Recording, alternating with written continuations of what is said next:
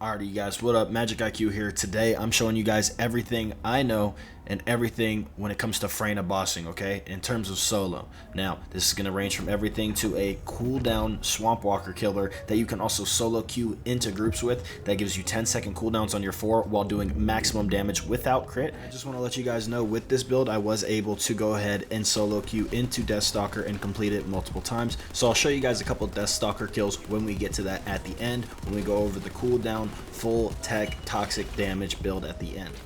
Right now I'm going to show you why crit is still king, even though somebody's making a video saying it's not. Just don't get it. I don't know why people just don't want to believe in crit, man. This is how you kill Executioner in 3 to 4 seconds, and most other bosses as quickly as possible as well. You're going to want to start shooting early right here. So as soon as the boss comes up, you're at about 60 bullets, and you're just going to hit him straight in the chest. Boom, boom, boom, boom, boom, dead. 4 seconds. Quick as that, okay? So as you guys can see here, 4-second kill. Every single kill after this is what I believe to be the fastest times on all of these bosses, obviously. If you guys have found faster times, let me know. But every single clear after this is going to be timed and shown as the fastest time for Freyna. You guys let me know if you guys have anything faster, and I'd love to see it.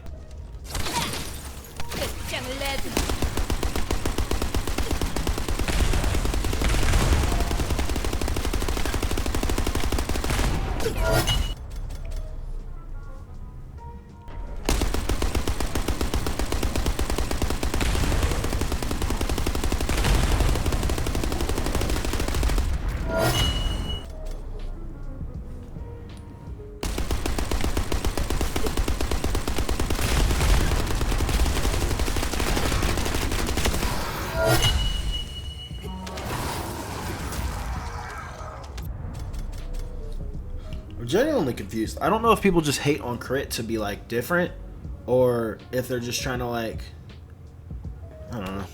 I believe every single boss except for up to those higher tier ones where you need more of a elongated build. This build right here, the crit ones I've showed you guys, not this one specifically, but the crit ones I've showed you guys have actually worked in all those other bosses, killing them in under 9 seconds. So very, very simple. It just depends on your group composition. All your builds are just going to depend on your group composition. This build, though, I believe you can honestly probably go into solo, in my opinion, solo queue stuff and actually get a lot done with this build, just because it is very, very strong. It is extremely consistent. You have unlimited pretty much ult, which is very nice to see as well. So you're going to have that extra damage there also. We might be getting a good run here, honestly. Just survive a little bit. Go to the side of them right here.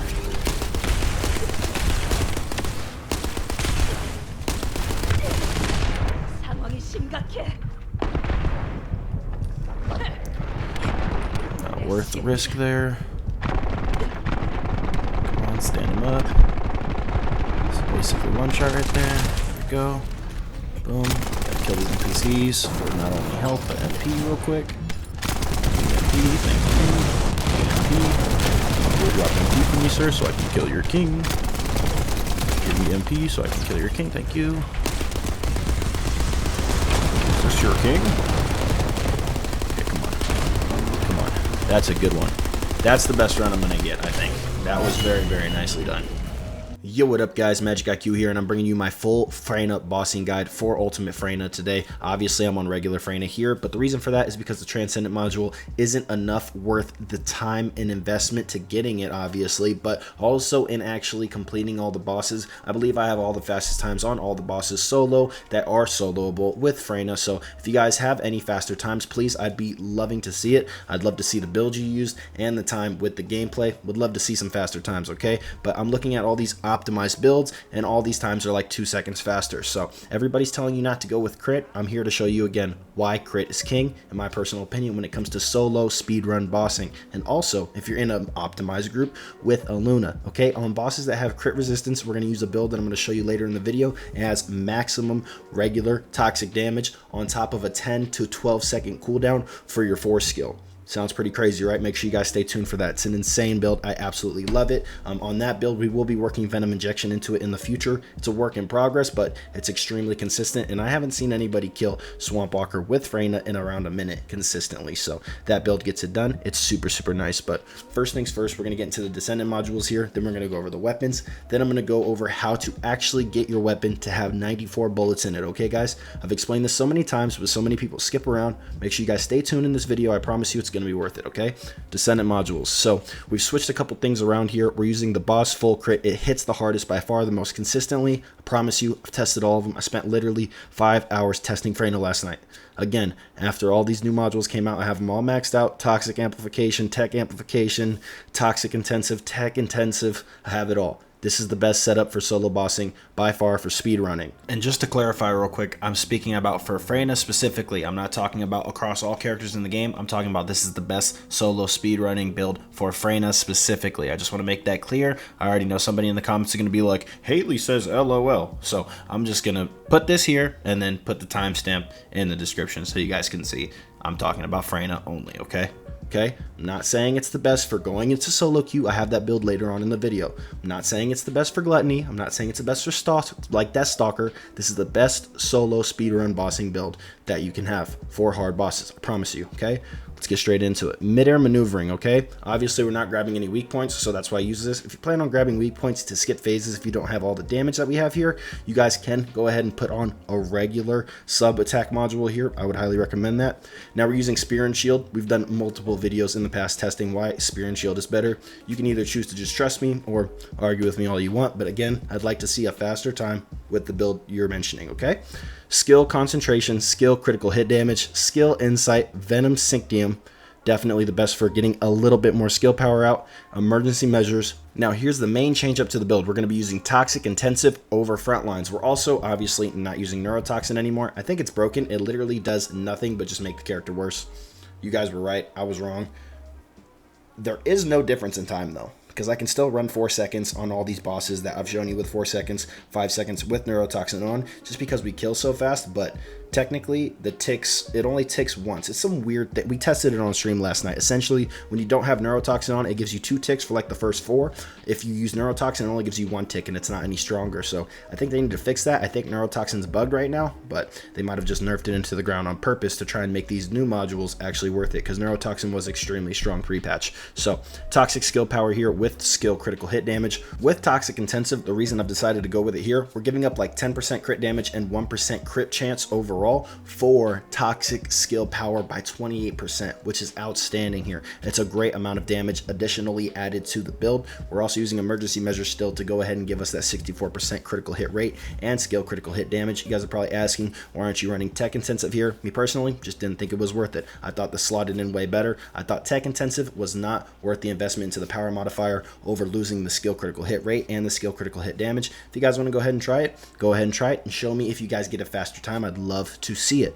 Maximize power here, toxic specialist, skill extension, and dangerous ambush is going to round up the rest of the modules we're using here for ultimate Freyna and regular Freyna today. Again, ultimate Freyna and Freyna, there's not really a difference when it comes to solo speedrun bossing. Now when it comes to group bossing, we're going to get into that at a later date, but today all I have for you guys is solo builds, okay? Alrighty guys, now before you skip anywhere in the video, please pay attention to this. This is how to get 94 rounds in your any ultimate weapon, any force skill that has an ammo count, okay? You're gonna wanna run rounds per magazine on whatever weapon is your mounting weapon.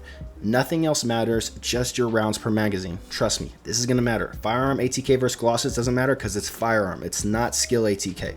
All you need to roll for on whatever your mounting is rounds per magazine. The reason I'm emphasizing that so much is because people keep asking, how are you getting these extra 4 bullets? How are you getting these extra 5 bullets? Where am I getting these bullets from?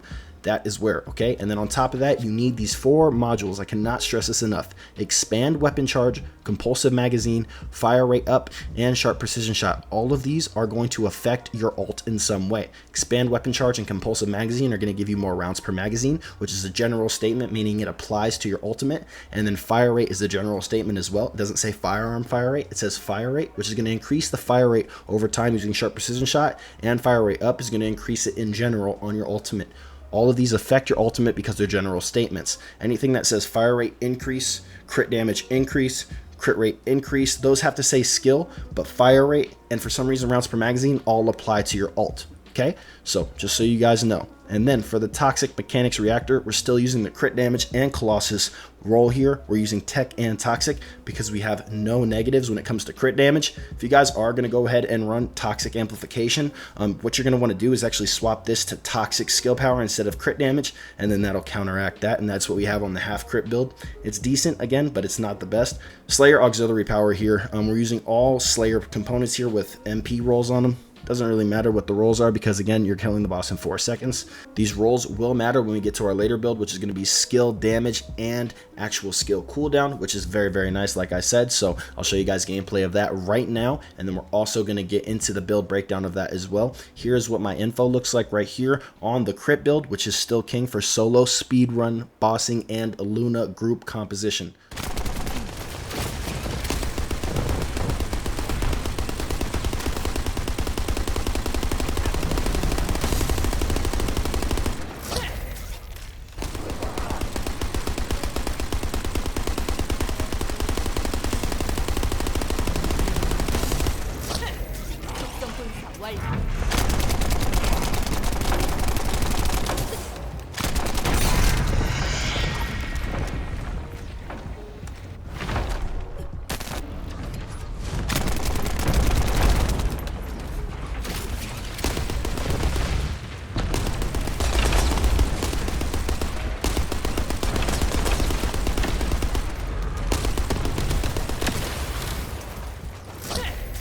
Ooh, ooh, ooh, ooh, ooh, ooh. No, no, no, no, no. No, no, no, no. No, no. Oh, oh, Eugen is so clutch right now. Oh, shit. Oh, shit, I got this. Time for me to be useful, time for me to be useful, time for me to be useful, time for me to be useful. Oh! Oh! Oh! Oh, we can do damage. Oh, it's over. Oh, no. Kill it. Kill it. Yeah! Yo, that was so clutch, bro.